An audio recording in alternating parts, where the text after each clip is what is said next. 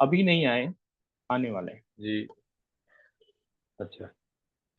तो हमारी गुरुकुल क्रांति का तो बात सुनना ताऊ जी ही करेंगे। तब तक मैं सिर्फ गुरुकुल एक क्रांति हो सकती है, इस पर बात कर सकता हूँ। तो कहते हैं शक्ति संपातेन गतिवर्धनम क्रांति। न्यूटन ने भी इसको अपने तरीके से साबित किया कि लॉ ऑफ इनर्शिया जो उनका उन्होंने सिद्धांत बताया कि कोई भी वस्तु अपनी स्थिति में बनी रहती है जब तक कि कोई बाहरी शक्ति उसे उस स्थिति को परिवर्तित ना करे। तो कोई एक्सटर्नल फोर्स जो है वह शक्ति संपादन गतिवर्धन विप्लव, या वैदिक जो हमने श्लोक बोला कि कोई भी क्रांति शक्ति संपादन गतिवर्धनम क्रांति, अतीव्र शक्ति संपादन गतिवर्धनम विप्लव। अगर वही शक्ति तीव्र हो जाएगी तो फिर विप्लव हो जाएगा। विप्लव यानी आमूलचूल क्रांति, हर स्तर पे क्रांति। तो इस तरह से आज यह जो जगत है, इस संसार में अभी जो मनुष्य है वह मनुष्य अभी भी पशु की स्थिति में पशुता के ऊपर नहीं उठा है, और उसका जीवन आहार निद्रा भय मैथुन पे है। और धर्मो ही तेषाम विशेष धर्म न पाए। मनुष्य अभी तक धर्म के रास्ते पर चलने के लिए अभी उसको समय लग रहा है।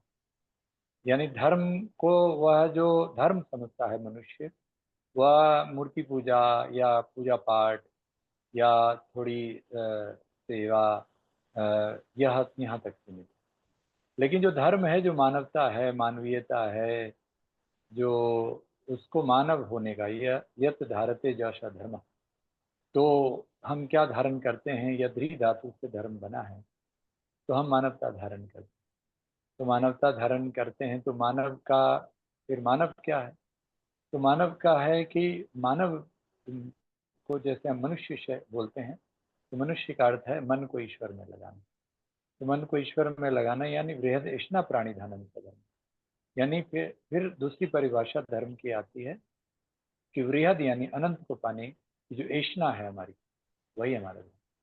इसीलिए मनुष्य को जितनी भी भौतिक संपत्ति, समृद्धि, वृद्धि मिल जाए, लेकिन जब तक कि उसे परम सिद्धि, परम चैतन्य के साथ मन एकाकार नहीं होता, जिसे हम योग कहते हैं, संयोग योग इत्युक्तः जीवात्मा परमात्मा।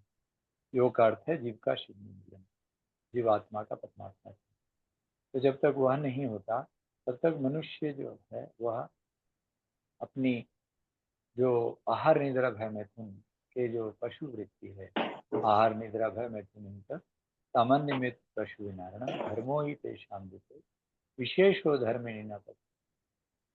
तो इस तरह से मनुष्य अभी उस पशुता के ही स्थिति में है।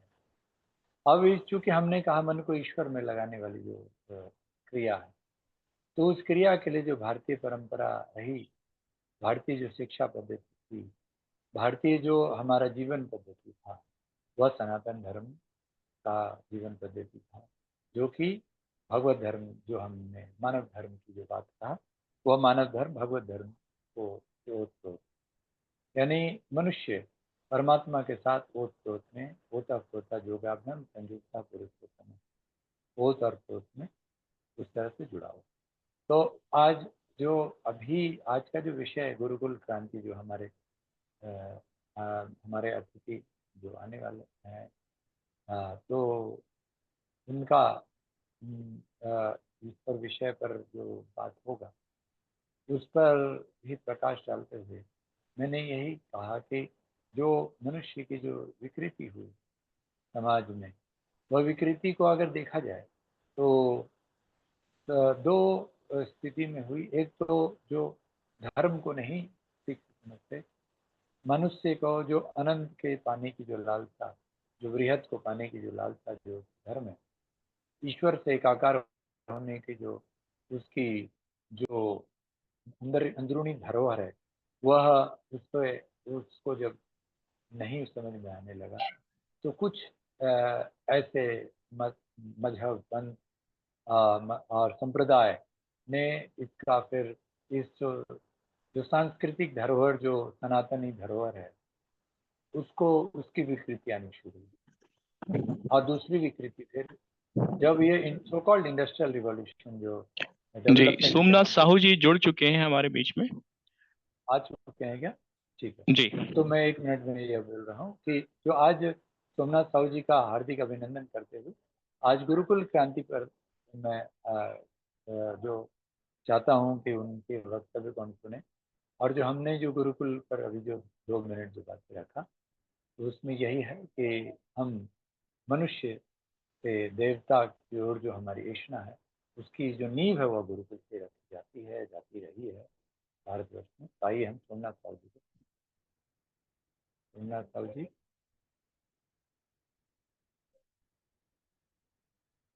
उनका नेटवर्क प्रॉब्लम है क्या? हाँ, सोमनाथ साहू जी हैं। सोमनाथ साहू जी, कृपया आप अपने वक्तव्य को प्रस्तुत हाँ, करिए। सोमनाथ जी अभिषेक जी, अपने आप को इनका कुछ इंट्रोडक्शन देना चाहेंगे? अनम्यूट अनम्यूट करिए। मैं सोमनाथ जी का इंट्रोडक्शन देता हूँ। गुरुकुल क्रांति एक कार्यक्रम है, एक संस्था है जो कि पूरे देश में गुरुकुल शिक्षा को पुनर्स्थापित करने में प्रयासरत है। और सोमनाथ साहू जी उसी संस्था के छत्तीसगढ़ के प्रमुख हैं। और वो आज गुरुकुल क्रांति संस्था के जो कार्यक्रम है और जो विषय हैं उन्हीं के ऊपर बात रखेंगे, और किस तरीके से गुरुकुल शिक्षा को बेहतर करने के लिए और किस तरह से उसको देशव्यापी और विश्वव्यापी बनाने के लिए काम कर रहे हैं, उसके बारे में और उनके संगठन के बारे में और संगठन के सभी प्रमुख साथियों के बारे में बताएंगे। तो मैं आग्रह करूंगा सोमनाथ जी अपने को अनम्यूट करें। ये जो आपका माइक है और वीडियो है, इसको अनम्यूट करिए और आ, शुरू करिए। अगर कुछ दिक्कत आ रही है तो मैं आपको सहायता कर सकता हूँ। आ, सोमनाथ जी,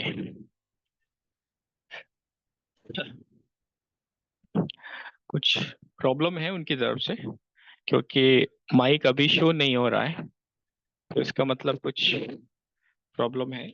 मैं एक बार उनको फोन पे थोड़ा सा ब्रीफ दे देता हूँ कि कैसे वो करें जिससे कि वो जुड़ पाए। आ,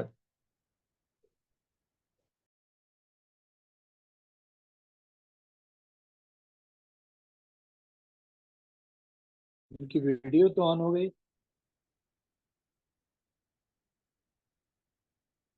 ऑडियो माइक ऑन का हो कुछ गई है। माइक का कुछ इश्यू है। हाँ, हो गया हो गया हो गया। सोमनाथ जी, आवाज आ रही है आपकी? आ रही है सोमनाथ जी? जी जी जी, जी जी, आ रही है सादर आपकी आवाज। नमस्ते।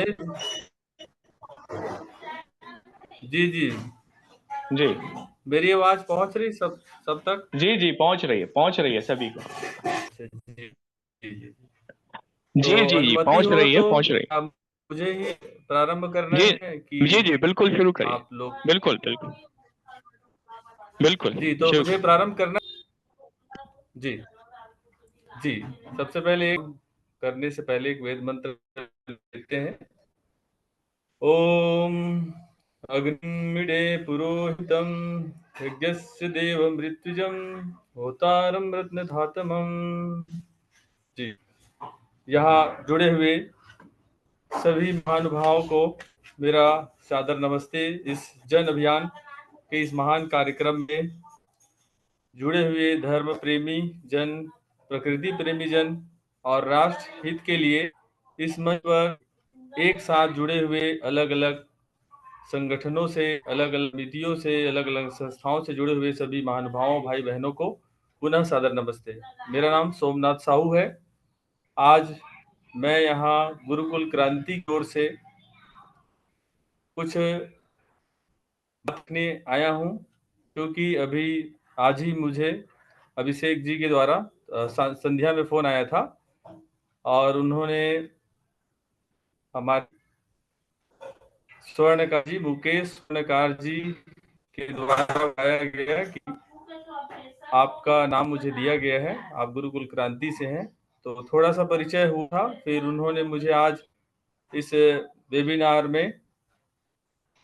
एज ए गेस्ट के रूप में आमंत्रित भी किया कि आप अपने संगठन के बारे में बताएं। तो मैं एक गुरुकुल क्रांति का एक कार्यकर्ता हूं, छत्तीसगढ़ प्रदेश के रायपुर शहर में अभी वर्तमान में रहता हूं और शिक्षक के रूप में कार्य कर रहा हूं। साथ ही समय निकाल करके अपने संगठन के लिए, अपने राष्ट्र के लिए, गुरुकुल क्रांति के लिए समय दे रहा हूं। ये हम सब गुरुकुल क्रांति संगठन के बारे में संक्षिप्त में जाने कि क्या ये संगठन क्या है और क्या कर रहा है। जैसे कि आप सब जान रहे हैं, गुरुकुल क्रांति नाम से ही आप सब पा रहे हैं, गुरुकुल को क्रांति करके फिर से भारत के हर गांव तक स्थापित करना। तो सबसे पहले मैं बताना चाहूंगा, गुरुकुल क्रांति संगठन पूर्णतः पंजीकृत संस्था है, सर्टिफाइड संस्था है, जो कि विगत 3 वर्षों से कार्य कर रही है। इसके संस्थापक श्रीमान हिमांशु प्रसाद जी हैं, जो कि रक्षा विभाग, भारत सरकार के रक्षा विभाग में पदस्थ हैं, और उनकी पूरी टीम इस संगठन को बढ़ा रही है।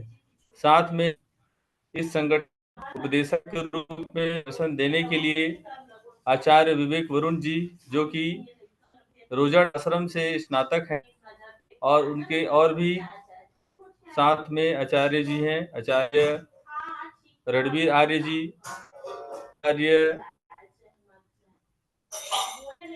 साथ में अजय आर्य जी हैं, साथ में स्वामी शांतानंद जी हैं, और भी अनेक ऐसे आचार्यगण हैं जिनका मार्गदर्शन इस संगठन को मिल रहा है।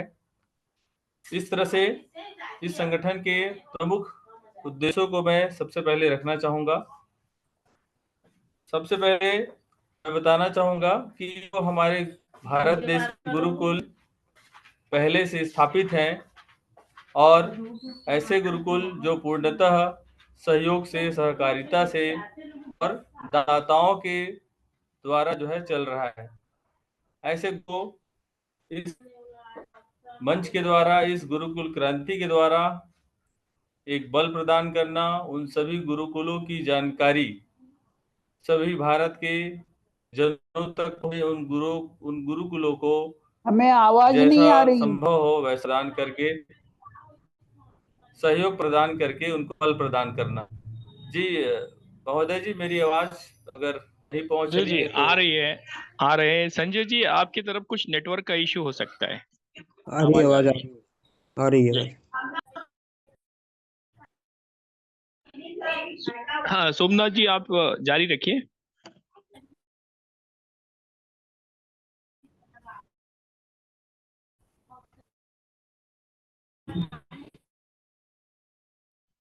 सोमनाथ जी, जी जी, आप जारी रखिए। तो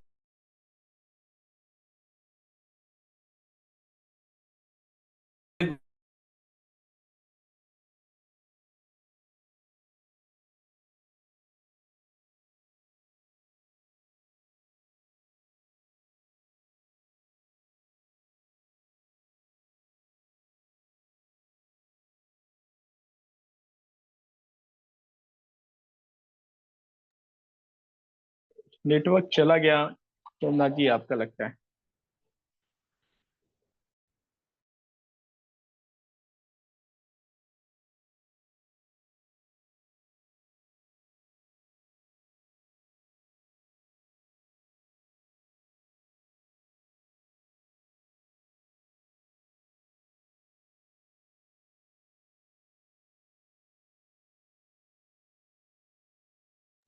सोमनाथ जी, आपकी आवाज नहीं आ रही है।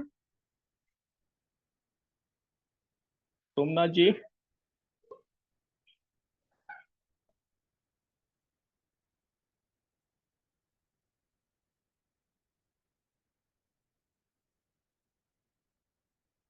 ये कुछ नेटवर्क का दिक्कत हो गया उनकी तरफ से, डिस्कनेक्ट हो गए।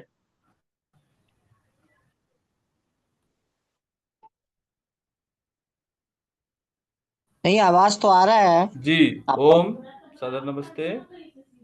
जी जी सोमनाथ जी।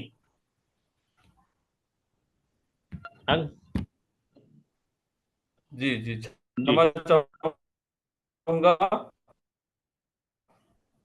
शायद मेरे ओर से नेटवर्क की समस्या रही होगी। जी, भी अनुकूलता है, मैं आगे बढ़ूँ। जी जी जी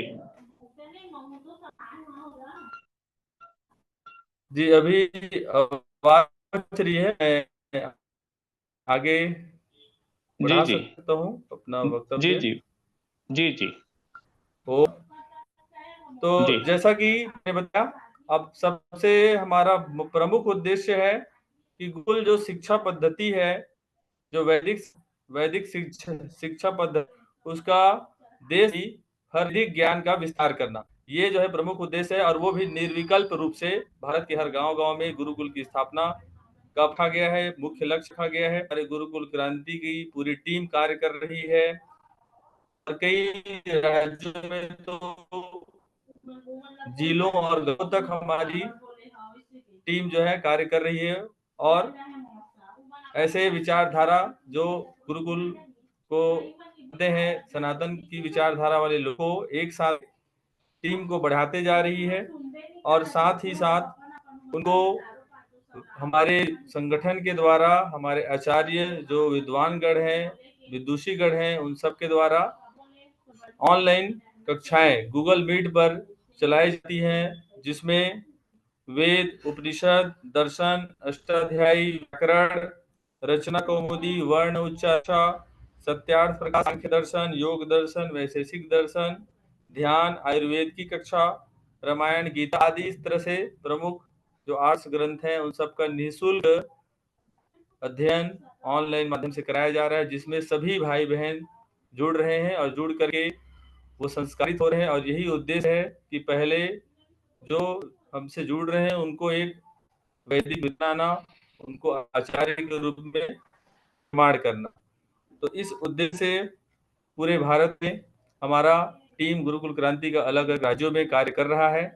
और इस तरह से हमारे द्वारा अनेक समय समय पर जैसे शिविर का कार्यक्रम हम करते रहते हैं, जिसमें बालक बालिका, युवा वर्ग, वृद्ध जन, अलग अलग वर्ग के लिए शिविर लगा करके उन्हें संस्कार किया जाता है।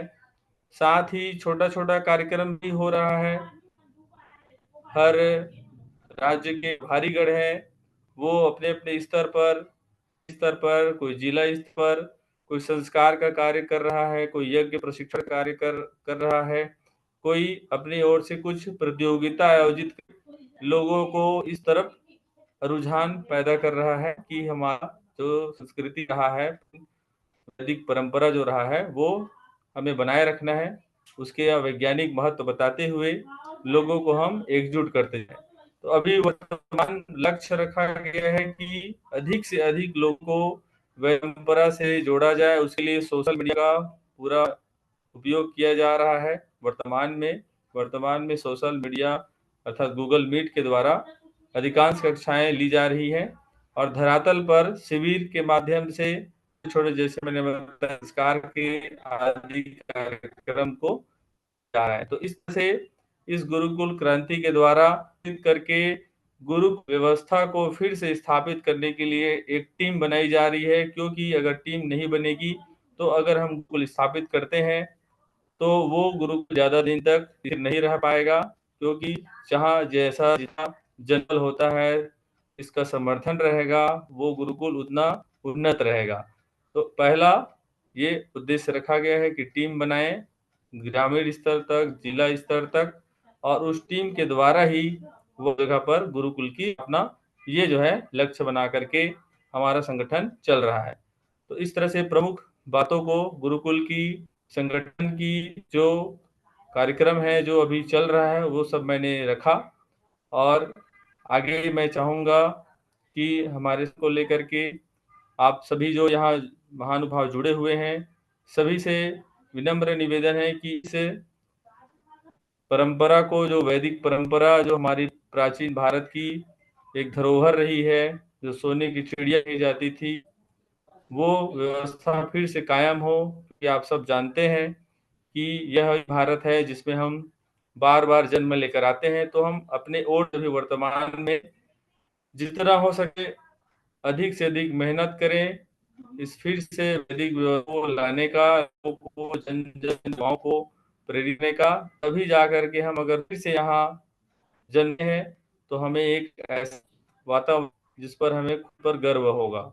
हम अपने पूर्वजों को ना करें। तो अभी हम जितने भाई बहन हैं वो मिल करके धीरे धीरे प्रयास कर रहे हैं और सबका मार्गदर्शन अपेक्षित है हमारे गठन के लिए। और इस तरह से मैं इतना कह करके अभी संक्षिप्त में मेरा अनुभव है मैंने यहाँ सभी को धन्यवाद, सादर नमस्ते जी। और कोई शंका, कोई प्रश्न मेरे ओर से, मैं अपनी ओर से समाधान कर तो आप रख सकते हैं जी।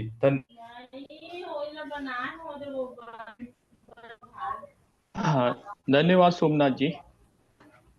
मैं सभी साथियों से आग्रह करूंगा कि ये जो सोमनाथ जी ने विषय रखा, इस पर के कोई प्रश्न, कोई विचार, कोई बात रखनी है तो वो रख सकते हैं। जो गुरुकुल क्रांति की वेबसाइट है उसका लिंक हम अभी चैट बॉक्स में डाल देते हैं, तो जिसको आप देख सकते हैं कि कैसा उन्होंने बनाया है।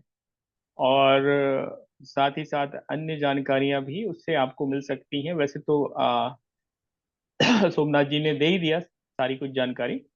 अब इसमें जो ऑनलाइन कोर्सेज हैं वो दो तरह के हैं, एक बच्चों के लिए है, एक वयस्कों के लिए है। और साथ ही साथ इसमें जो प्रबंधक और सदस्य हैं वो जो हैं वो काफी आ, मतलब प्रशिक्षित और काफी एक सम्मानित संस्थान से, रोजड़ योग दर्शन महाविद्यालय के ज्यादातर लोग हैं। तो इस तरीके से एक ऑनलाइन प्लेटफॉर्म जिसके माध्यम से लोगों को और बच्चों को संस्कृत और संस्कृति के बारे में ज्ञान हो सकता है, वेदों के बारे में ज्ञान हो सकता है, और जो हमारे दर्शन है उनके बारे में ज्ञान हो सकता है। तो एक बहुत बढ़िया पहल की गई है। तो अब मैं सभी आपके इस विचारों को मैं आमंत्रित करता हूँ, बारी बारी से अपनी बात रखें। डॉक्टर ब्रिगेडियर राजा राम यादव जी। जी सर, नमस्ते। बड़ी अच्छी बात है। और इस तरह अगर बेसिकली तो जो मैं अभी तक समझ पाया हूँ, मेरी आवाज आ रही है? जी जी, आ रही है। तो अभी तक ये जागरूकता का है, इसके बारे में है। मुझे ये बता सकते हैं कि ये किस तरह का बच्चों के लिए, बड़ों के लिए कोई सिलेबस है या किस तरह का है? और दूसरा, अभी तक आपने इस संस्थान कब से बनी है और अभी तक कितने ऑन ग्राउंड कुछ गुरुकुल भी खुले हैं क्या? धन्यवाद।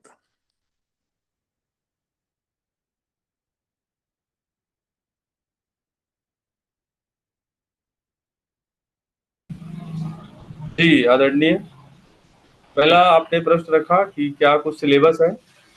तो जैसा कि मैंने बताया, हर वर्ग के लिए अलग अलग कक्षाएं चल रही हैं और उस कक्षाओं में जो आचार्य जी हैं उस पाठ्यक्रम को पूरा पढ़ा रहे हैं। जैसे कोई संस्कृत व्याकरण की कक्षा से अगर आप जुड़ना चाहते हैं तो उसका अलग से व्हाट्सएप ग्रुप बना हुआ है और हमारे पास एक नंबर है, उस नंबर पे आपको संदेश भेजना है कि मुझे इस कक्षा से जुड़ना है। पूरी कक्षा सूची तैयार है, जिस कक्षा से आप जुड़ना चाहें आप जुड़ जाएंगे। फिर उसका जो एक समय है, 7 बजे संध्या किसी का है, किसी का रात्रि 8 बजे है, किसी का सवेरे 5 बजे भी है। तो इस तरह से वो कक्षाओं को आप आचार्यों के सानिध्य में, जैसा पूरा उसका सिलेबस है, अष्टाध्यायी का जैसे चल रहा है शाम को 6 बजे, तो अष्टाध्यायी का जितना सिलेबस है उसको आप पढ़ सकते हैं।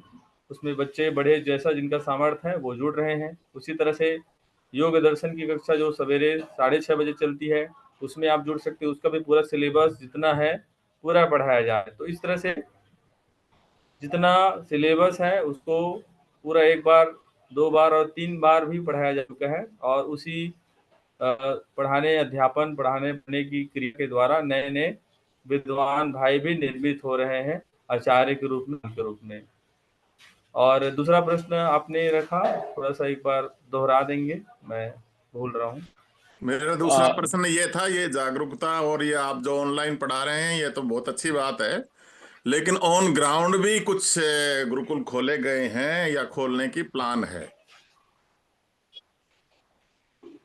जी, ऑन ग्राउंड का जैसा कि मतलब मैंने प्रैक्टिकल पहले ही और। बताया। जी सर, जी जी जी, सर। अभी वर्तमान में जो पहले से गुरुकुल खुले हुए हैं, हर राज्य में, किसी राज्य में 4, 8, 10 ऐसे गुरुकुल हैं। तो उन गुरुकुलों को अभी हम मान में सहयोग प्रदान कर रहे हैं, जैसे धन के रूप में हो, कुछ आचार्य में हो। तो इस तरह से अभी पुराने गुरुकुलों को उन्नत करने का प्रयास किया जा रहा है और नए गुरुकुल बनाने के लिए ये प्रयास किया जा रहा है कि लोगों को एक जगह पर संगठित किया जाए। एक जिले में अधिक से अधिक को अभी कार्यकर्ता विद्वान के रूप में हम लोग नियुक्त कर रहे हैं, ताकि जो है आगे गुरुकुल के लिए साथ दे, समर्थन दे, सहयोग दे, फिर हम जाकर के गुरुकुल को स्थापित करेंगे। तो अभी टीम बनाने का कार्य चल रहा है और जो पुराने गुरुकुल हैं को उन्नत करने का कार्य चल रहा है। जी, धन्यवाद। क्या आप कुछ उनकी सिलेबस में या कुछ में कुछ परिवर्तन कर रहे हैं कि वही पुराना मॉडल ही आगे बढ़ा रहे हैं? आज की दिन में ध्यान में रखते हुए कुछ मॉडिफाई भी कर रहे हैं, मॉडर्न साइंस भी जोड़ रहे हैं, या वही पुराना सिस्टम को ही बढ़ावा दे रहे हैं?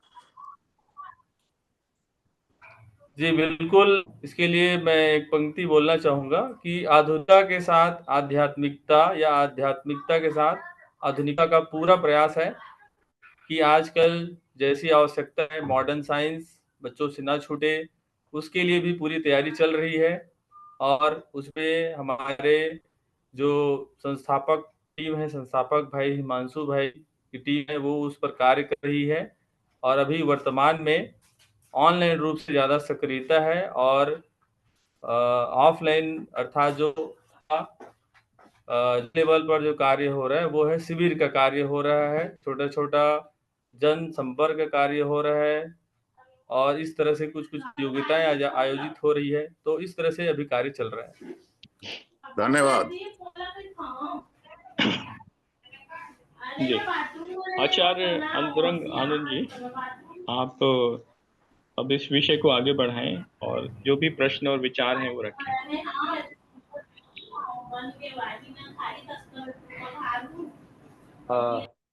सबसे पहले हमारे सोमनाथ साहू जी को हार्दिक अभिनंदन और गुरुकुल क्रांति के सभी हमारे साथियों को भी हमारा हार्दिक अभिनंदन। तो यहाँ पर जो आपने आपने जो कार्यक्रम लिया है और बहुत अच्छा आपने विज्ञान और आध्यात्म के समन्वय के साथ आधुनिकता और आध्यात्मिकता के समन्वय के साथ कार्यक्रम कर रहे हैं, ये बहुत ही अच्छा है। क्योंकि शास्त्र में एक आता है श्लोक कि स्थूल सूक्ष्म कारणेषु चर्मोपयोग प्रकर्तव्य विचार समर्थित मंटनंच, यानी जो संसार है आज वह आज पशुता की ओर जा रहा है और भोगवादी बन रहा है। तो जो आहार निद्रा भय मैथुन का पूरा समाज जो आज मैकॉले की शिक्षा के कारण आया है, तो आप जैसे साथियों का हार्दिक नमन है कि आप लोग मैकॉले की शिक्षा के पैरेलल में आज इस मूवमेंट को, क्योंकि मैं आचार्य बालकृष्ण जी से एक बार मिला था तो उनसे पूछा था कि जो गुरुकुल शिक्षा कैसे आएगी, और साध्वी तमरा दीदी माँ से भी जब मिला, जब उनका सामवेद गुरुकुलम जाकर देखा, वहाँ हमारा जो वृंदावन में है, तो वहाँ भी देखा कि अलग तरीके पढ़ा। और ब्रिगेडियर राजाराम जी ने अभी जो प्रश्न को आधुनिकता के साथ समन्वय के साथ कर रहे हैं, कि यह बहुत ही अच्छा है, क्योंकि एक चीज़ तो है कि जो अभी जो न्यू एजुकेशन पॉलिसी 2020 की आई, इसको कि इम्प्लीमेंट सीबीएसई बोर्ड में भी कहीं भी नहीं हो पाया है, जिससे पंचकोश आधारित है। अब पंचकोश में जो हमारे जो गुरुकुल शिक्षा पद्धति हुआ करती थी, वह सीधे ही विज्ञानमय कोश को और उसका आधार जो आयुर्वेद और योग के द्वारा जो हमारा अन्नमय कोश और प्राणमय कोश की विकास भी अध्यात्म की ओर, विज्ञानमय कोश की ओर ले जाने की ही वेद में ब्रह्म विज्ञान का शिक्षा था। तो मेरा तो दरअसल सिर्फ आपका सहयोग है।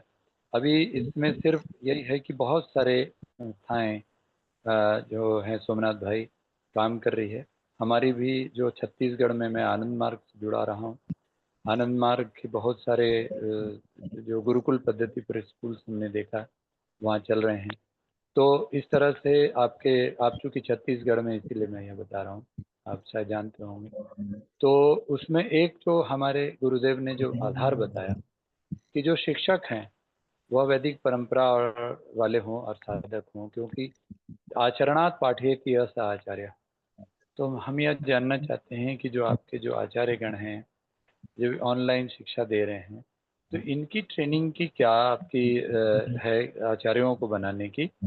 और जिस तरह से आपने कहा कि जगह जगह पे जो नेटवर्क हो रही है, उस नेटवर्क के लिए आपका जो है डिसेंट्रलाइज करना, कि हम ज़्यादा से ज़्यादा जगह तक पहुंच सके, इसकी किस तरह से आपकी योजना है? कुछ इस पर प्रकाश डालें। जी सोमनाथ भाई।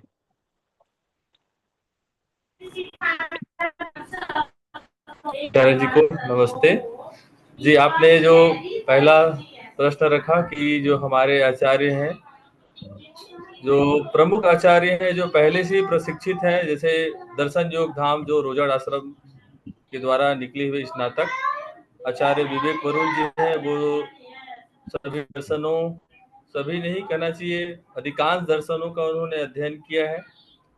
तो वो स्वयं प्रशिक्षित हैं और उनकी टीम साथ में, जैसे मैंने बताया, उन रोजाश्रम की ही जो मित्रगण है, आचार्य रणवीर जी, आचार्य करवीर शास्त्री जी, आचार्य अजय आचार्य इधर सेना से निकले, गुरुकुल से निकले हैं।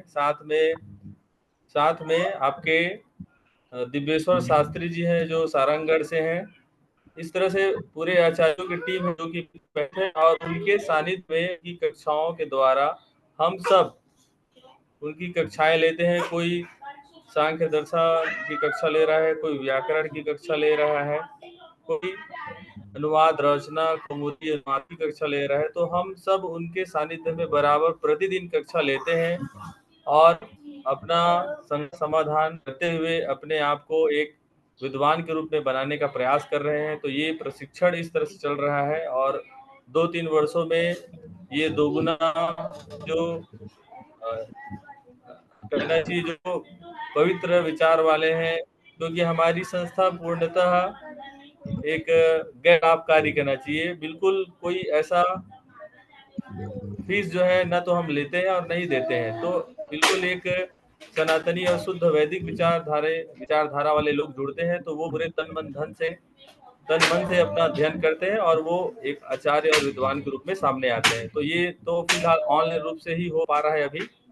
ये जो है जिस तरह से कार्य चल रहा है प्रशिक्षण का। और आपने जो दूसरा प्रश्न रखा कि हम गांव तक, जिलों तक कैसे अपना संपर्क बना रहे हैं, तो जैसे कि आप जानते हैं हर संगठन का जो ढांचा होता है कि केंद्र स्तर का समिति होता है, फिर वो अपने कार्य को राज्य स्तर में बांट देते हैं, राज्य स्तर अपने कार्य को जिले स्तर पर, मंडल स्तर पर बांट देते हैं। तो इस तरह से हमारा केंद्र, राज्य, जिला, मंडल और गांव स्तर तक का हमने प्रमुख नियुक्त किया है और उनके द्वारा उनके क्षेत्र में उसकी टीम को बढ़ाने के लिए लगातार उनको हम और अलग से प्रशिक्षण देते हैं, ताकि उनकी टीम कैसे बढ़े। उसके लिए उस जगह पर हम जा करके शिविर लगाते हैं, छोटा छोटा यज्ञ प्रशिक्षण करते हैं और अन्य अनेक प्रतियोगिताओं का आयोजन भी करते हैं।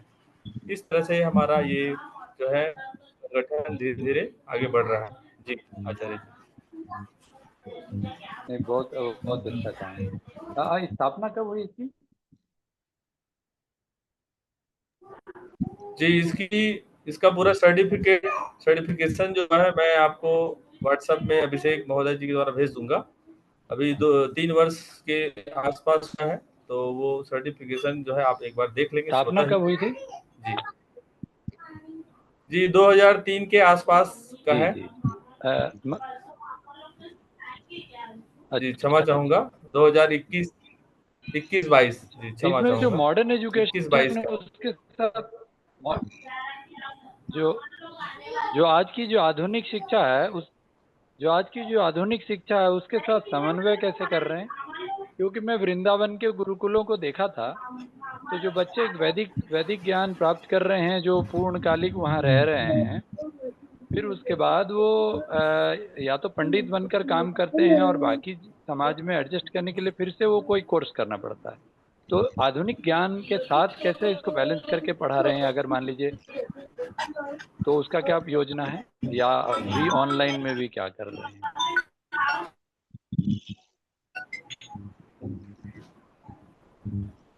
आचार्य जी ओम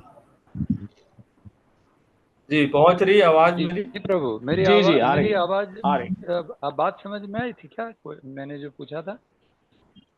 हाँ जी जी हाँ, जी आपको जी जी मैंने जो प्रश्न किया था वो आप बस समझ में आ गया ना? जी जी हाँ जी समझ आ गया है जी। मैं कोशिश कर रहा हूँ बताने का। अभी जो है वर्तमान में तो ऐसा हमारे संगठन के द्वारा कोई नया गुरुकुल हमारे ओर से अभी स्थापित नहीं किया गया है। पुराने गुरुकुलों की जो कमियां हैं उस पर हम थोड़ा थोड़ा प्रकाश कर रहे हैं, उसको उन्नत बनाने के लिए उनको आर्थिक सहयोग कर रहे हैं, आचार्यों का सहयोग कर रहे हैं। तो ये तो पुराने गुरुकुलों को उन्नत करने का प्रयास है। बाकी जो नया गुरुकुल जब भी स्थापित होगा उनमें हमारा जो टीम है वो आधुनिक ज्ञान, आधुनिक जो टेक्निकल जो ज्ञान है का भी जो है ज्ञान रखने वाला टीम जो है तैयार हो, उसके लिए पूरा प्रयास की। कंप्यूटर का जानकार है तो कंप्यूटर, जैसे आज जो हमारा टीम बना हुआ है उसमें सभी तरह के लोग हैं, कुछ रिटायर्ड लोग, कुछ लोग हैं, कुछ हमारे जैसे युवा लोग हैं जो कि टेक्निकल नॉलेज भी रखते हैं। तो इस तरह से अभी उतना विस्तृत तो नहीं कहना चाहूंगा मैं, लेकिन हाँ एक मोटा मोटा टीम तैयार हो गया है जो कि टेक्निकल जो नॉलेज रखने वाला है, अंग्रेजी का ज्ञान रखने वाला है और वैदिक ज्ञान रखने वाला है। तो सबका समन्वय जो है अभी हमारे टीम में है, और जब भी गुरुकुल खुलेगा संगठन के द्वारा तो वो पूरी व्यवस्था की जाएगी जो आज की आवश्यकता है, ताकि अलग से प्रशिक्षण लेने की आवश्यकता ना पड़े जैसा कि आपने कहा। तो वो पूरी योजना अपने पास है। हमारे आचार्य विवेक वरुण जी अगली बार मैं आप लोगों से अगली कक्षा जब भी होगी तो उनसे समय लेकर के आपके बीच, और हमारे हिमांशु भाई जो संस्थापक जी हैं उनको भी सामने लाऊंगा, ताकि आप और उनसे स्पष्ट रूप से समझ पाएंगे। जहां तक मैं समझ रहा हूँ, मैंने भी ये बातों को रखा था तो मुझे ये उत्तर मिला कि हम सब मिल करके ही अपनी अपनी कलाओं को, अपने अनुभव को समय आने पर प्रस्तुत करेंगे। जी, सहकारिता की भावना को लेकर के यह होने की जो है आगे योजना है, कार्य योजना है। जी धन्यवाद।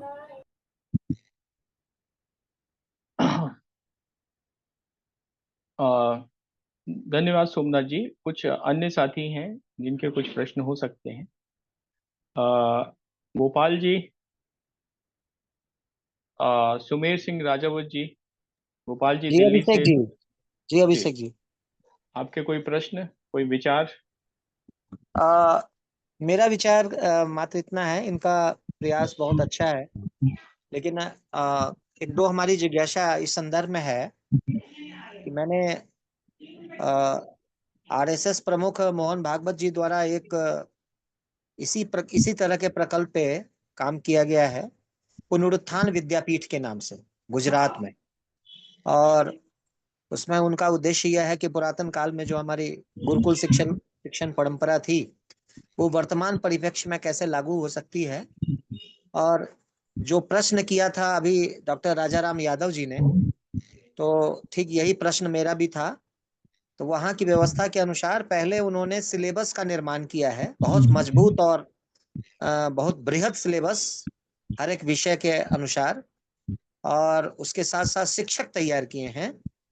और उसके बाद तब स्टूडेंट्स तैयार करने की उनकी अपनी योजना है, और उस पर उन्होंने बहुत बेहतर काम किया है। और उसमें सरस्वती शिशु मंदिर और विद्या भारती के और अखिल भारतीय साहित्य परिषद के और कई वाइस चांसलर और कई प्रोफेसर वगैरह अलग अलग विषय के, वो संघ की मानसिकता के जितने भी थे उनका एक कलेक्टिव रूप दिया है उन्होंने उस ट्रस्ट के साथ जोड़ के। तो मुझे भी उसका थोड़ा, दिल्ली का सह संयोजक था तो इस नाते मैंने भी वर्तमान जो अभिभावक हैं वो गुरुकुल शिक्षा पद्धति के बारे में क्या सोच रखते हैं, क्या वो इस तरह का कोई परिवर्तन चाहते हैं। और वर्तमान में जो शिक्षक हैं, 2 तरह का सर्वेक्षण का फॉर्म बनाया गया था, एक फॉर टीचर्स के लिए, एक फॉर अभिभावक के लिए। तो मैं समझता हूँ कि चूंकि आज संघ इनडायरेक्ट वे में संघ की सरकार है, तो उनके पास सुविधा और साधन है, तो इसलिए उन्होंने पूरी शक्ति झोंक दी थी।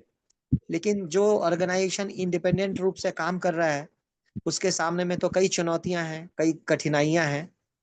और वर्तमान स्थिति में फिजिकल एजुकेशन के बजाय ऑनलाइन एजुकेशन गुरुकुल का पैटर्न रहे, लेकिन ऑनलाइन एजुकेशन, लेकिन वो सेटिस्फैक्शन नहीं मिल पाता ऑनलाइन एजुकेशन में। मुझे जो लगता है, जो एक वृक्ष के नीचे पहले जो हमारे गुरुदेव जो शिक्षा दिया करते थे गुरुकुल परंपरा के अनुसार, तो उसकी कहीं ना कहीं कसक और कहीं ना कहीं टीस और कहीं ना कहीं वो भावना, वो संवेदना और वो परंपरा, वो ऑनलाइन एजुकेशन में मुझे नहीं दिखता। तो ये कमी जो है तो कमी ही रह जाएगी, ये कसक जो है कसक ही रह जाएगी। इसका सॉल्यूशन हम सभी को खोजना पड़ेगा। ऑनलाइन एजुकेशन पूर्ण विकल्प नहीं है हमारा, वो आंशिक विकल्प है, एक टेम्पररी विकल्प है, हमें संतुष्टि प्रदान नहीं करता मेरे विचार से। तो इसका समाधान हम सभी को ढूंढना चाहिए। इतनी सी बात।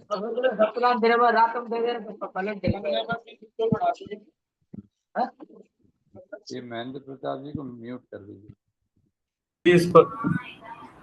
इस पर मैं कुछ कहना चाहूंगा, अनुमति हो।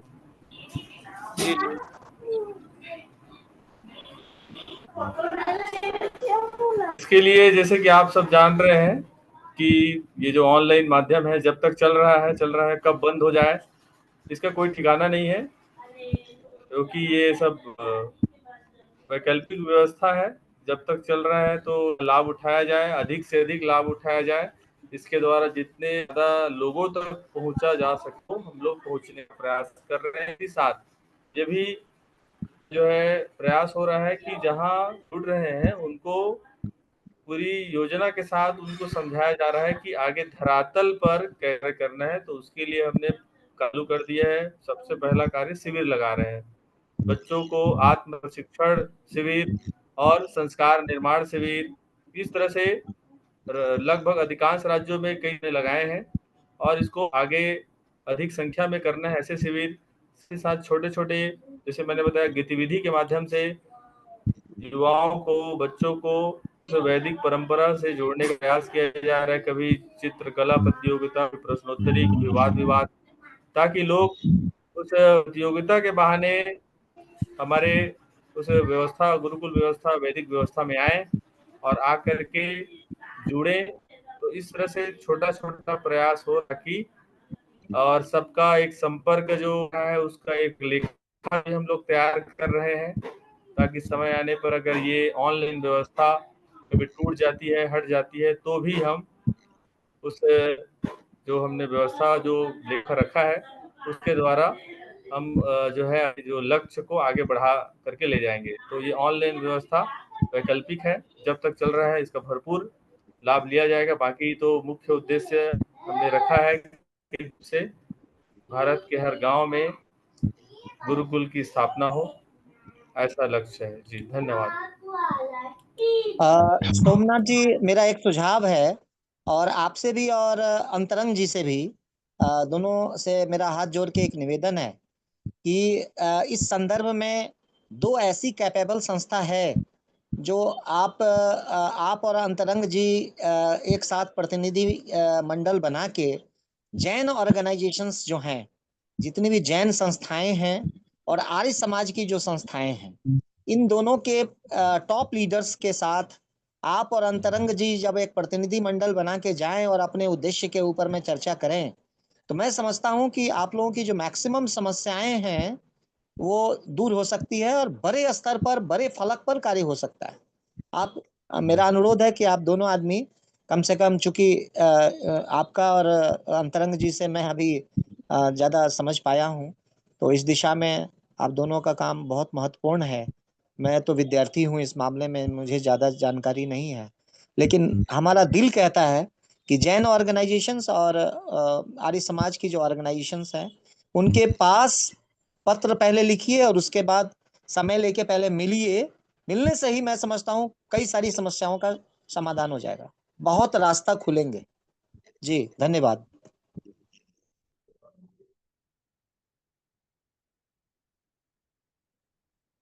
सोमनाथ जी कुछ विचार रखेंगे इस पर?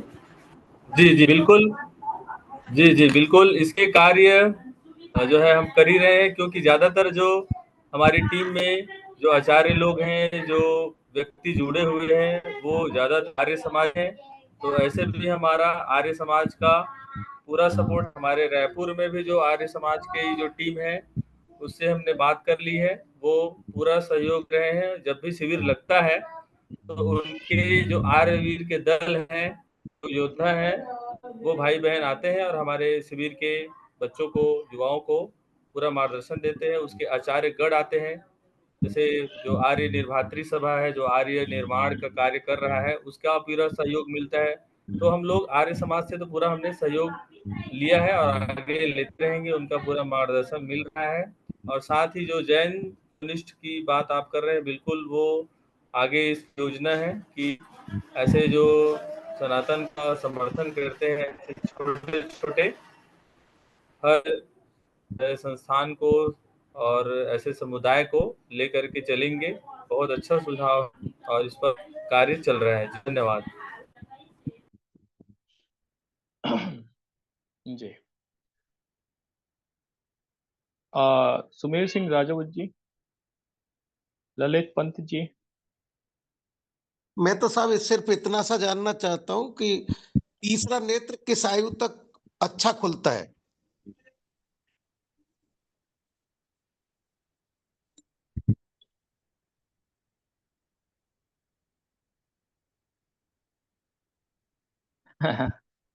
थोड़ा सा खोले?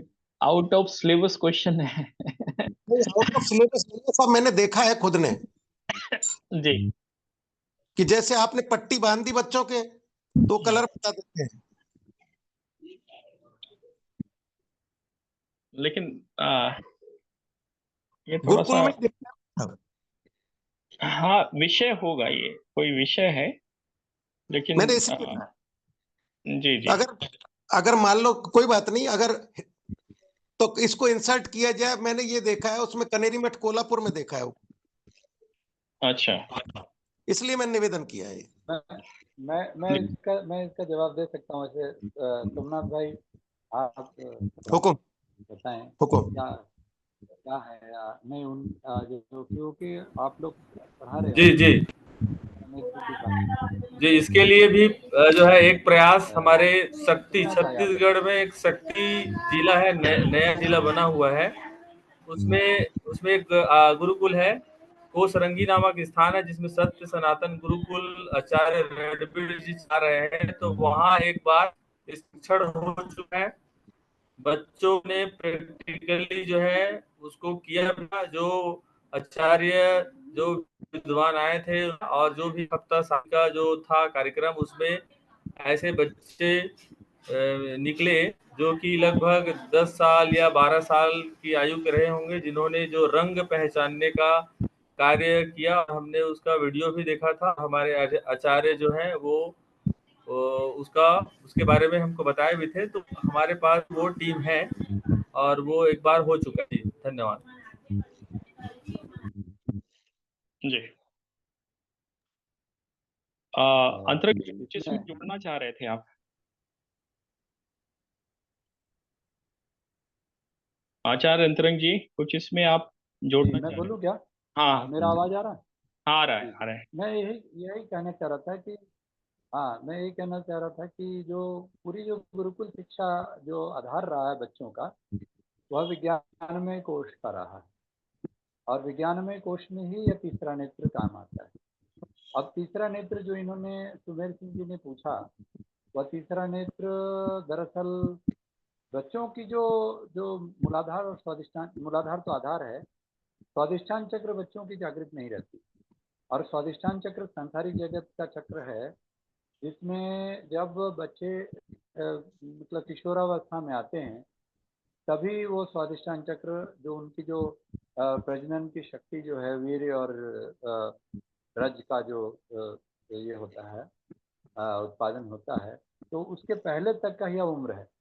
यानी कि बचपन से जो कुमार आचित प्राज्ञो धर्मान्य दुर्लभम मनुष्य जन्म तदपि मर्तदम, यानी जो 5 वर्ष की उम्र में जो दीक्षा की परंपरा है हमारी वैदिक संस्कृति में, वह इसीलिए है क्योंकि 5 से किशोर किशोर की जो उम्र है 12 वर्ष 11 वर्ष की, वहाँ तक उस उम्र तक यह वैदिक शिक्षा, और उसके पहले भी 5 वर्ष के पहले भी जब बच्चा समझने लगता है और कुछ वैदिक कुछ उच्चारण करने लगता है, तो बच्चे के मुख से हम अगर संस्कृत और जो भी आध्यात्मिक और स्वाध्याय के जो बातें हैं, वह जब उसका पाठ करेंगे, क्या देखा गया है, जो हमारे श्री भाई आज नहीं है, तो ऐसा हमारे गुरुकुलों के आचार्यों के द्वारा कि माँ के गर्भ में ही यह गर्भ संस्कार के द्वारा यह शुरू हो जाता है। जैसा अभिमन्यु का उदाहरण है, उस तरह से कई बच्चों के साथ आप माता जो गर्भवती हैं, उनके साथ उनको आध्यात्मिक संस्कार के साथ अगर उनका समय बीते और माता जो हैं वह ध्यान में रहें, तो ध्यान के साथ वह जो भगवत का पाठ यह सब करें, और बच्चे के जन्म के बाद भी वह पाठ जारी रहे, और जब बच्चा बोलने लगे तब उसके बाद वह पाठ पठन में बदले, और फिर उसके बाद 5 वर्ष में वह दीक्षित होकर के उससे विधिवत सिलेबस के साथ वह करे। तो चूंकि उसका जब और हाँ, इसके साथ साथ सात्विक आहार और योग ध्यान और आयुर्वेद यह साथ चलना चाहिए, क्योंकि बहुत सारे लोग जो प्रश्न करते हैं कि प्याज लहसुन आयुर्वेदिक है, औषध है, लेकिन यह बाधक है जो जब वो किशोरावस्था में प्रवेश करते हैं, उसके पहले तक उनकी जो ब्रह्मचर्य की स्थिति है वह स्थापित हो जाती है, तो अनाहत चक्र से जो उनकी ऊर्जा है वह खुलती है, और आज्ञा चक्र जो तीसरा नेत्र है वह फिर जागृत रहता है उस बच्चे का। लेकिन आपने जो उम्र का सवाल किया, वह उम्र तो वही 5 से 12 वर्ष का ही उम्र है, जिस उम्र में उनको यह ज्ञान मिलना चाहिए। धन्यवाद। धन्यवाद। आचार्य जी, अभिषेक जी, मैं कुछ बोलूं? हेलो अभिषेक बोलिए जी। ना प्लीज। आचार्य जी ने भी ठीक बात कही है, क्वेश्चन भी सुमेर सिंह ने बहुत अच्छा पूछा है, और हमने ये प्रैक्टिकल देखा है, और जिन लोगों ने ये एक दो नहीं, कोई 20-25 लड़के लड़कियों ने ये जो ऑन ग्राउंड उनके आंख पे पट्टी बांध के, और बिल्कुल पूरे करीब 500-600 लोगों के सामने ये एक्शन हुआ है। ये कोई आयुर्वेदिक ही ज्ञान है। उनकी उम्र इतनी नहीं थी जितनी आप कहना चाह रहे हैं। उनकी पूरी बड़े से छोटे सब सब उम्र के थे। और कनेरी मठ में सुमेर सिंह जी और मैंने दोनों नहीं देखा है, सबने देखा है। बहुत लार्ज स्केल पे ये ज्ञान के बारे में तो ज्यादा बताया नहीं, पर ऑन प्रैक्टिकल दिखाया गया है। तो ये जरूर कोई। अपन साथ थे, हेलो सही फरमा रहे हैं आप। तो ये ऑन प्रैक्टिकल दिखाया गया है। तो उन लड़के लड़कियों की उम्र तो 16-17 तक भी थी, ज्यादा भी थी। तो एनीवे, ये विषय तो आज कवर हो गया। क्रांति वो बहुत अच्छी कर रहे हैं। अभिषेक बहुत जी अच्छी, और बहुत आचार्य जी से मेरी रिक्वेस्ट है कि अभी क्योंकि टाइम बचा है, तो जो हम लोग डिस्कस करते थे कि हम ओवरऑल कैसे देश भर में ये अपनी गुरुकुल शिक्षा भी और मॉडर्न जो शिक्षा है, मॉडर्न जो स्कूल है, उनमें ये सारे विषय कैसे डाले जाएं आचार्य जी, एक बार आप उसी को रिपीट कर लीजिए अगर मैं ऐसा। थोड़ा सा इसमें जोड़ना चाहूंगा। अभी जो गुरुकुल क्रांति प्लेटफॉर्म है, इसमें मैं देख रहा था तो लगभग 250-300 गुरुकुलों का ब्यौरा दिया हुआ है और वो अलग अलग राज्यों में अलग अलग क्षेत्रों में हैं, बल्कि ज़्यादा हैं, 250-300 से ज़्यादा हैं। तो ये जो गुरुकुल हैं, इनमें जो आचार्य हैं, अब दो बातें हैं। एक बात है कि मॉडर्न एजुकेशन जो आज के लिए नेसेसरी है, आवश्यक है, जिसको हमें लेना चाहिए। और दूसरा है जो प्राचीन ज्ञान, जो कि अति आवश्यक है और जो महत्वपूर्ण उसका पक्ष है, उसको सभी बच्चों को और सभी लोगों के पास जाना चाहिए वो ज्ञान। तो ये जो 300 गुरुकुल हैं, यहाँ पर जो पढ़ाने वाले शिक्षकों की संख्या भी हजारों की संख्या में है। और अभी क्योंकि अगर हम फिजिकल इंफ्रास्ट्रक्चर की बात करें तो उसमें तो पैसा भी लगता है और साथ ही साथ आज की परिस्थिति ऐसी है कि काफी सारी बाधाएं हैं। तो जो ऑनलाइन कार्यक्रम चल रहा है गुरुकुल क्रांति का, एक तो उसमें हम लोग सहयोग कर सकते हैं। जो हम लोगों का कार्यक्रम का जो विचार है कि ऑनलाइन के माध्यम से भी हम लोगों को प्राचीन और नव ज्ञान से जोड़ेंगे। तो उसमें जो भी विषय हैं जो पूरा हमें लगता है कि हाँ ये विषय जिसमें गुरुकुल क्रांति काम कर रहा है, तो वो विषय की शिक्षा गुरुकुल क्रांति के माध्यम से दिलाई जा सकती है। और दूसरा, जो अभी पूरे देश में जैसे अलग अलग जगह पर हम लोगों को 6 जगह पे गुरुकुल के लिए जमीन या फिर उसके लिए लोगों ने वो किया कि इसको आप यहाँ पे शुरू कर सकते हैं या वो कर सकते हैं। तो उन जगहों पर भी आप लोगों के अनुभव का लाभ लिया जा सकता है और प्राचीन नवीन तरीके से को मिला करके इसको बोला जा सकता है, क्योंकि इसमें आर्य समाज के काफी सारे गुरुकुल हैं। और आर्य समाज जब बना था और जब शुरू हुआ था तो जिस संस्था ने दयानंद एंग्लो वैदिक नाम से विद्यालय बनाए और संस्थाएं चलाई, तो वो उस जमाने में भी मॉडर्न और एंसेंट एजुकेशन को साथ में लेके चलने के प्रयास में था और आज भी चलना चाहता है। अब परिस्थितियां थोड़ी बदल गई हैं। संस्था जब पुरानी हो जाती है तो पुरानी संस्था और पुराना शरीर एक जैसा व्यवहार करने लगता है। तो उनसे विषयों पे ना जाते हुए आज भी उनके जो अच्छे विचारक और अच्छे लोग हैं, उनके माध्यम से और उनके मार्गदर्शन में, उनकी सहायता से बहुत सारी चीजें अच्छी की जा सकती हैं। उसके लिए हम लोग मिलकर प्रयास करेंगे। और जो विषय है जो हमारा प्राचीन और नए का, तो उसमें मैं आग्रह करूंगा कि ब्रिगेडियर साहब और आ, योगेश जी और अन्य साथी अपने विचार रखें। अभी हमारे पास 15 मिनट है। और जो सोमनाथ जी हैं, सोमनाथ जी से मेरा बस एक ये प्रश्न है कि ये जो लिस्ट डाली गई है, क्या ये कंप्लीट है? और दूसरा प्रश्न ये है कि ये जो लिस्ट डाली गई है, तो क्या इसमें सिर्फ और सिर्फ आर्य समाज के ही गुरुकुलों का वर्णन है? ये मेरे दो प्रश्न हैं। सोमनाथ जी।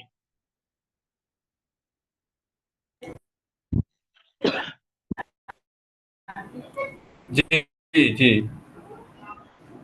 ये जो कि एक संभवतः एक अनुमानित जो गुरुकुलों तक संपर्क है, तो ये चीज कंप्लीट नहीं है क्योंकि और भी गुरु हैं जो अभी जुड़ेंगे।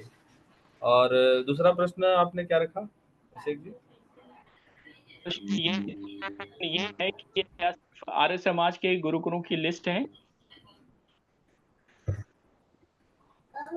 जी जी, आर्य ज्यादातर आर्य समाज का है और कुछ, हाँ, ज्यादातर आर्य समाज के ही गुरुकुल हैं जो वैदिक व्यवस्था से चल रहे हैं, वैदिक परंपरा वाले, वही गुरुकुल इसमें सूचीबद्ध है। जी जी।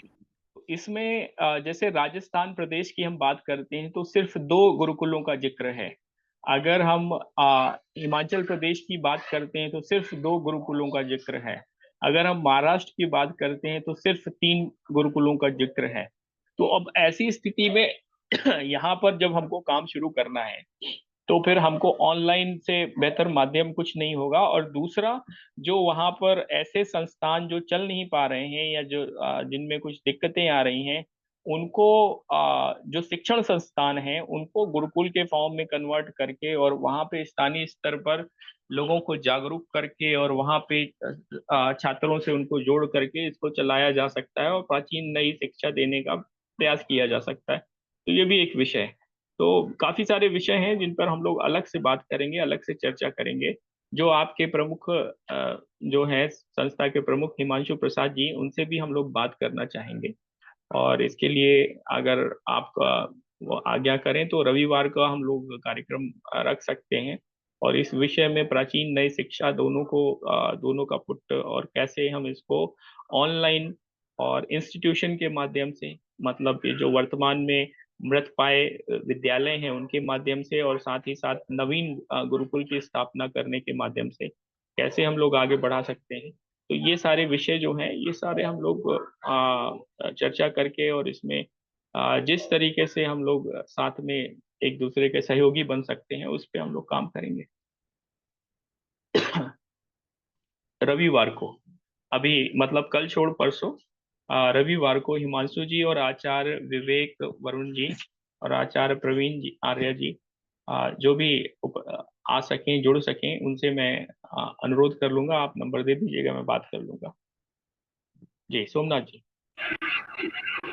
जी बिल्कुल भ्राता जी, इस पर मैं आज ही या कल सवेरे हिमांशु भाई जी से बात करके और आचार्य करके आपको व्हाट्सएप पर उसका निश्चित जो है रविवार समय बता दूंगा आपको। रविवार को भी समय यही रहता है 8:15 से 9:30 तक। और कुछ और हमारे साथी उस दिन जुड़ेंगे तो हम लोग विस्तार से चर्चा करेंगे। अभी कई सारे साथी अपनी बात रख नहीं पाए हैं। तो मैं ब्रिगेडियर साहब का जो विषय था और जो हमारे अन्य साथियों का था, ललित पंत जी, दीपक जी और अलका दीदी ने घर घर गुरुकुल का जो कार्यक्रम दिया है वो कुछ वैसा ही है जैसा आप लोग चलाने की कोशिश कर रहे हैं। बस थोड़ा सा उसमें ओल्ड एंड न्यू दोनों का पुट है। तो इन सब विषयों पे विस्तार से हम लोग चर्चा करना चाहेंगे। महेंद्र प्रताप राणा जी और सोनू पटेल जी और बहुत सारे साथी हैं जिनसे हम लोग सुन नहीं पाए उनकी बातें, नितिन किशोर जी की। तो आखिरी में मैं पुनः ब्रिगेडियर साहब और आ, हमारे आ, आचार्य अंतरंग जी को आमंत्रित करता हूं कि ये जो बचे विषय रह गए हैं, जो बातें रह गई हैं, उनको पूर्ण करें। धन्यवाद। ब्रिगेडियर साहब, अंतरंग जी। धन्यवाद।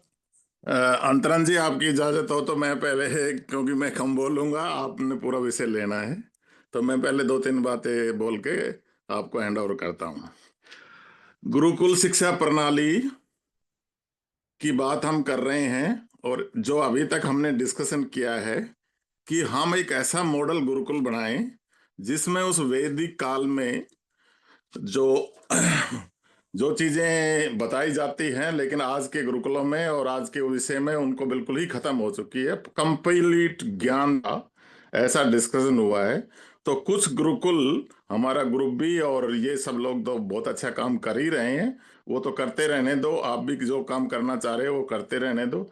लेकिन हमारी मास जो स्टूडेंट्स हैं, जो ह्यूमन बीइंग हैं, जो आज के जो स्कूल हैं, उनमें भी हम इस विषय को कैसे जोड़ें कि परिवर्तन तो एक साथ आता नहीं है, 1 2 10 100 200 गुरुकुल से नहीं आता है।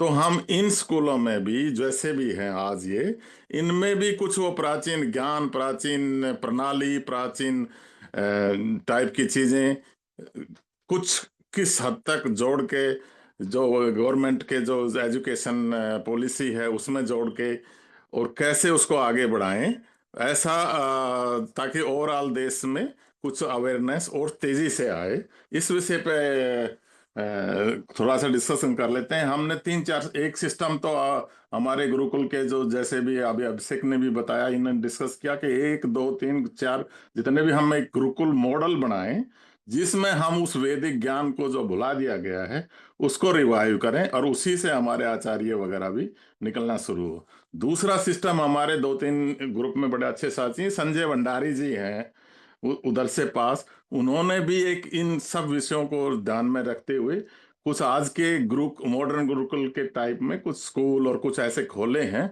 जिससे सर्विस भी मिलती है और ओवरऑल ह्यूमन डेवलपमेंट होने में मदद मिलती है और इजी वे में बॉम्बे के आसपास उनका कई जगह ऐसे सेंटर हैं।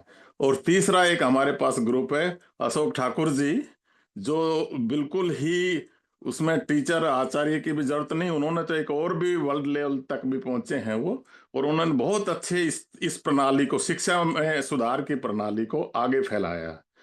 तो हम इस तरह के लोग जो हैं वो कम से कम हम इनमें इनको 1-1 2-2 3-3 4-4 मॉडल बने जो विशेषकर ये जो जो 2-3-4 बातें मैंने बताई है इसका ध्यान रखते हुए और उसको चलने दें, क्योंकि स्कूल तो किसी टाइप का भी कोई भी गवर्नमेंट परमिशन दे के गुरुकुल तो खुला जा सकता है, प्राइवेट भी खुला जा सकता है। तो एक तो इसको बढ़ावा देने के लिए शायद ये ज्यादा होगा।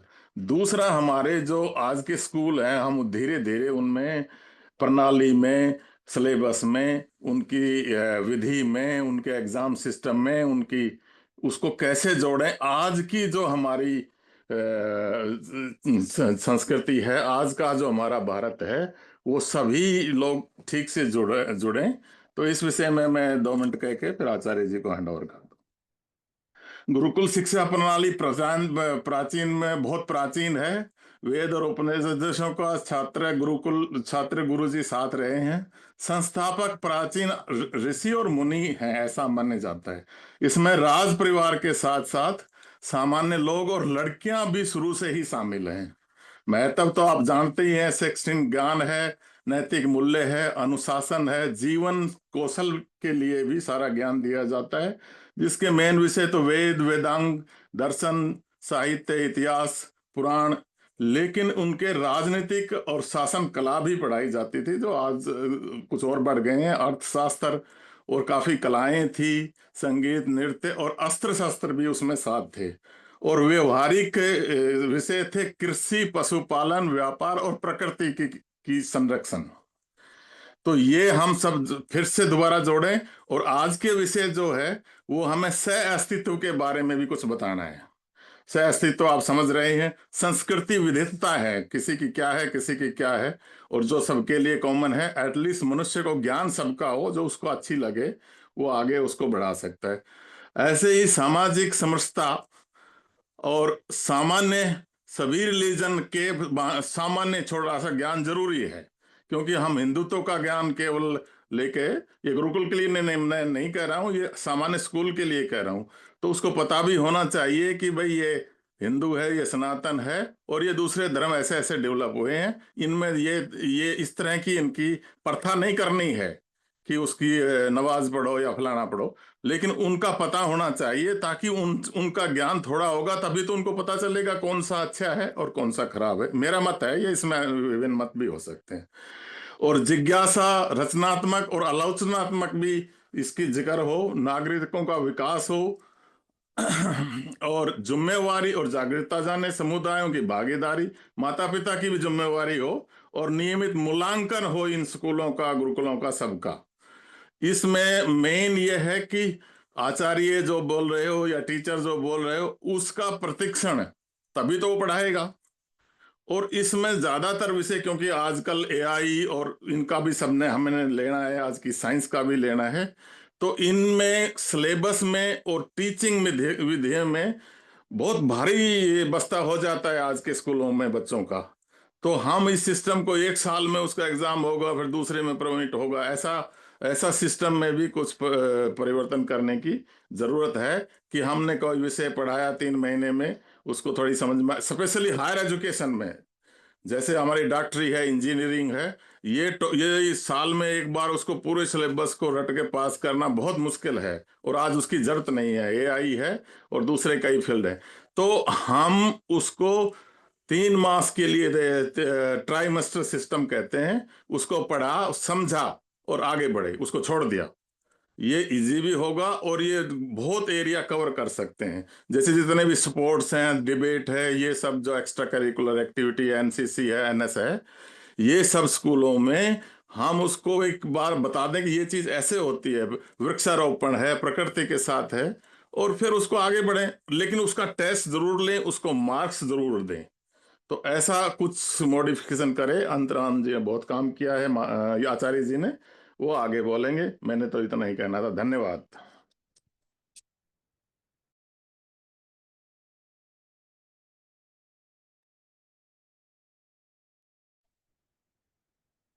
आचार्य अंतरंग आनंद जी, आप आइए और ये जो विषय आ, रखे गए हैं इन पर कंक्लूडिंग रिमार्क दीजिए। और कंक्लूडिंग रिमार्क हम श्री सोमनाथ जी से भी चाहेंगे। तो अंतरंग जी।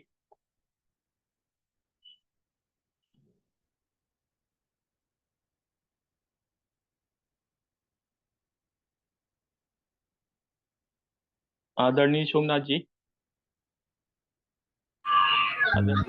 जी,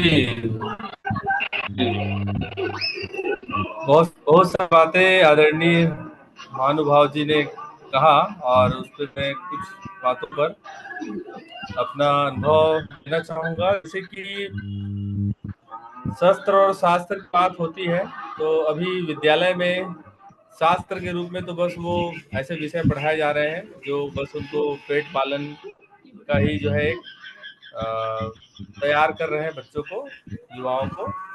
और शस्त्र की शिक्षा भी देखी जाए, उनको आत्मरक्षा के लिए कुछ ऐसा। मैं खुद एक शिक्षक हूँ, पुलिस पब्लिक स्कूल रायपुर में मैं पढ़ाता हूँ, तो मैंने 2-3 वर्ष वहाँ कार्य करते हुआ है। तो मैंने देखा कि वहाँ बच्चों को आत्म प्रशिक्षण के लिए एक भी कोई ना तो कोई उस पर कोई एक्टिविटी कराई है, और अपने को उस तरफ रुझान लाया है। मतलब बस बच्चे पढ़ रहे हैं और एक पुस्तकी कीड़ा बन रहे हैं, और अपना का जो स्वरक्षा के लिए प्रयास होना चाहिए वो रहे। तो थोड़ा सा प्रयास ये कर सकते हैं कि विद्यालय में हम आत्मरक्षा के सिलेबस को, जैसे आर्यवीर दल है, आर्यवीर दल के जो भाई बहन है वो उस पर पूरा ट्रेंड होते हैं, तलवार डंडा चलाना है आदि आदि जो भी अस्त्र हैं वो उस पर कुशल होते हैं। तो हम ऐसे उस संस्थान को विद्यालय से हम प्रस्ताव करेंगे कि भाई हमारा ये संस्था है और विद्यालय में हम बच्चों को आत्मरक्षण देना चाहते, शुल्क या जो भी शुल्क लगा करके। तो इस तरह से क्या होगा कि वो विद्यालय सहर्ष जो है हमें अनुमति देगा, क्योंकि आत्मरक्षा एक महत्वपूर्ण विषय है। तो इसके द्वारा हम थोड़ा शास्त्र और की बात भी कर सकते हैं। इसी तरह से कुछ वैदिक जो हमारा कर्मकांड जैसे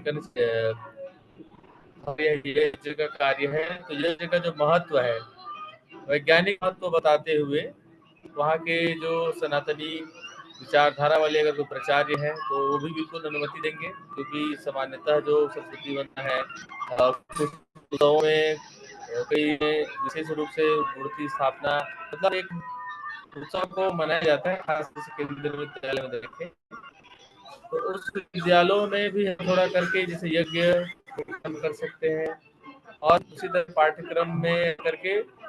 तो इस तरह से हम ये सामाजिक जो है दायित्व के रूप में हम ये बाहरी रूप से हम स्कूल में तो कर सकते हैं, और बाकी शासन से अगर हमें कराना है तो उसकी तो पूरा टीम हम सबको एक साथ लेकर के हमारे जो विधायक होंगे तो उन पर जाना होगा। वो लंबी प्रक्रिया हो भी जाएगी, और बिना प्रक्रिया के भी हम ये जो मैंने बात कही कि आत्म परीक्षण है, यज्ञ परीक्षण है, कुछ वैज्ञानिक महत्व, वेद का जो वैज्ञानिक महत्व है तो उसको थोड़ा थोड़ा हम लोग रख सकते हैं ऐसे वहाँ के प्राचार्यों से, वहाँ के संचालकों से विद्यालय अनुमति लेकर के। तो ये मेरा थोड़ा सा सुझाव है, ऐसा हो सकता है। जी, धन्यवाद सोमनाथ जी, आपने बहुत अच्छा बताया। इसको हम लोग जो है इस चर्चा को आगे बढ़ाएंगे रविवार को, और साथ ही साथ अब उसको एक्शन प्लान में भी लाएंगे कि हम क्या शुरू करें, कैसे शुरू करें, और कैसे हम आपके सहयोगी बन के इसको और गति दें। तो आचार्य अंतरंग जी, आखिरी में जो चीजें बच गई हैं उन पे आप बात रख दें, क्योंकि समय हो चुका है और अब जो है हमें इसको खत्म करना है। अंतरंग जी। जी प्रभु, मेरी आवाज आ रही है क्या? जी। तो इसमें बहुत अच्छा सब कुछ सारी बातें प्रस्तुत हुई है, और जो हमारे ब्रिगेडियर राजा राम जी ने जो विषय रखा, वो उसको एक तरह से उन्होंने सब कुछ, यानी कंप्लीट सर्वांगीण विकास के लिए जो उन्होंने प्रस्तुति किया, और हमारे जो पूरी जो शिक्षा पद्धति में जो प्रयास है गुरुकुल क्रांति का, वह सिर्फ नाम ही नहीं है, वो काम है। जो मैंने शुरुआत में ही कहा कि शक्ति संपादने गतिवर्धनम क्रांति, तीव्र शक्ति संपादने गतिवर्धनम विप्लवा। तो यह एक जो आचार्यों के द्वारा और फिर ऑनलाइन और ऑफलाइन जैसे भी हो सके, लेकिन यह ज़्यादा से ज़्यादा लोगों तक पहुंचने की जो शक्ति जो लग रही है विपरीत दिशा में, क्योंकि अभी जो दिशा है वह तो भोगवादी मैकॉले की शिक्षा की विषय है, और उसमें यह जो प्रयास है वो बहुत अच्छा है। गोपाल प्रसाद जी का जो सुझाव था, जिसमें सिलेबस की बात, और जिसमें वहाँ हमारे ब्रिगेडियर राजाराम जी ने भी कहा कि वह सिलेबस बना करके कार्यक्रम करने के लिए, इसमें मैं सिर्फ ऐड करना चाहूँगा कि सिलेबस और शिक्षक निर्माण, इस पर ज़्यादा जोर देने की आवश्यकता है, और उसकी निरंतर कहीं ना कहीं कोई केंद्र बनाकर नेटवर्किंग में, यानी कि कम से कम block level plan development, block development program लेकर, और हम लोगों को कोशिश यह करनी है कि हर ब्लॉक से एक आचार्य तैयार हो जाएं। तो इतना लेवल का डिसेंट्रलाइजेशन में हम लोग कम से कम एक ज़िला तक पहुंच जाएं, और हर ज़िला से एक आचार्य तैयार हो जाएं, और उन आचार्य को इस प्रकार तैयार किया जाए कि वह जाकर के वहाँ कर लेंगे। क्योंकि हमें याद है कि जिस तरह का प्रशिक्षण जितने भी यह संगठन जो पूर्णकालिक कार्यकर्ता तैयार करते हैं, आरएसएस है, आर्य समाज है, हमारे जिस मिशन से मैं रहा आनंद मार्ग है, ये सभी लोग पूर्णकालिक कार्यकर्ता आचार्य को बनाकर और वो गांव-गांव में भेज देते हैं। तो इससे क्या होता है कि उनकी फिर ड्यूटी रहती है कि वहाँ वहाँ जाकर नेटवर्किंग करेंगे।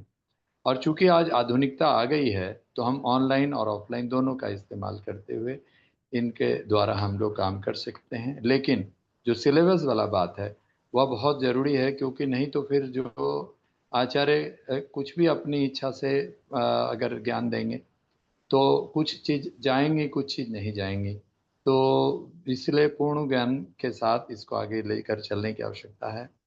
और अंत में जो आधुनिक ज्ञान के साथ जो देने की है, उसमें हमारा एक विचार है, जो घर घर गुरुकुल के लिए हमारे अलका दीदी ने भी जो प्रयास किया, हमने भी उस पर 3 लेवल पर बात रखा था कि गुरुकुल एट होम और गुरुकुल इन एनी एस्टैब्लिशमेंट, यानी जो मान लीजिए किसी का योग केंद्र है, किसी का आयुर्वेद केंद्र है और मंदिर है, उस जगहों पर भी हम इनको चलाएं। और गुरुकुल एट होम में हम प्रशिक्षण दें कि जो जिसकी योग्यता है, जो हमारे सीनियर सिटीजन्स हैं और मदर्स हैं, उनको हम ट्रेनिंग दें। जिनकी योग्यता होगी उसमें वह निपुण होकर वह कुछ ज्ञान दे सकते हैं, और दूसरा विषय कोई और ज्ञान दे सकते हैं। मतलब सिलेबस तैयार होगा तो उस तरह से हम लोग उनको दे सकते हैं। और तीसरे स्तर पे, और इसमें ऑनलाइन ऑफलाइन दोनों का हम ये लेंगे सहयोग। और तीसरे स्तर पे जब हमें जहाँ जहाँ जगह मिलता जाएगा, तो वहाँ वहाँ हम लोग फिर इस तरह से पूर्ण रूपेण गुरुकुल हम स्थापित करेंगे, जिसमें कि मॉडर्न आधुनिक ज्ञान के साथ साथ हम यह जो पौराणिक हमारी प्राचीन परंपरागत जो हमारी भारतीय संस्कृति और हमारी सनातन धर्म का जो के साथ जो यह गुरुकुल का ज्ञान है, इसको दोनों को हम लोग लेकर इसको स्थापित कर सकते हैं।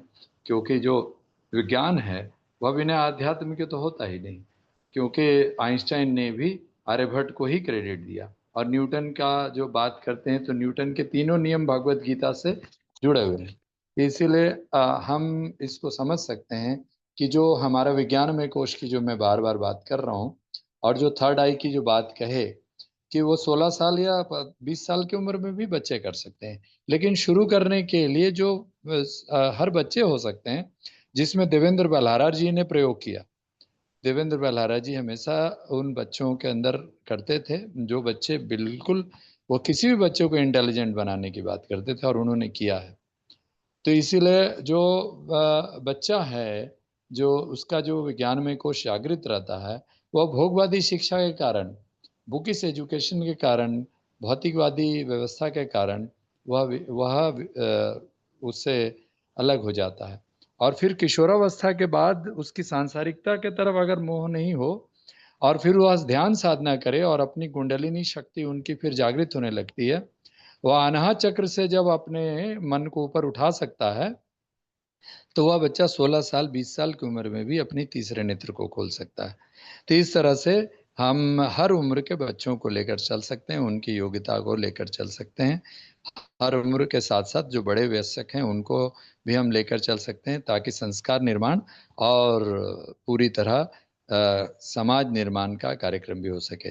अंत में आर्थिक आज़ादी, आर्थिक लोकतंत्र की बहुत ज़्यादा आवश्यकता है, क्योंकि गुरुकुल तभी स्थापित हो सकता है जब तक आर्थिक विकेंद्रित स्वावलंबन का व्यवस्था ना हो। तो वह भी गुरुकुल से ही होगा।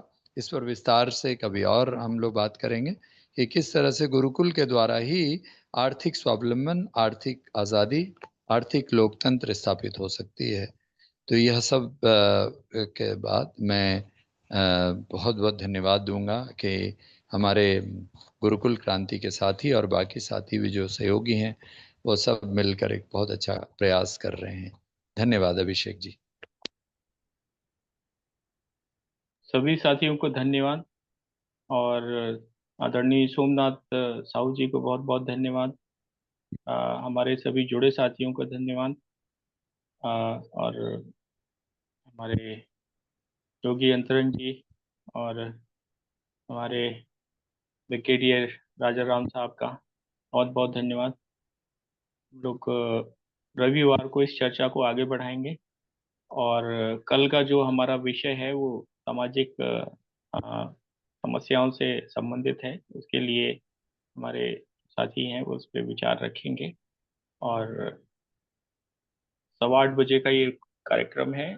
आप लोग रोज जुड़ सकते हैं, और ब्लॉक एडॉप्शन कार्यक्रम का जो हम लोग का सिलसिला है उसके तहत ही हम लोग ये सारा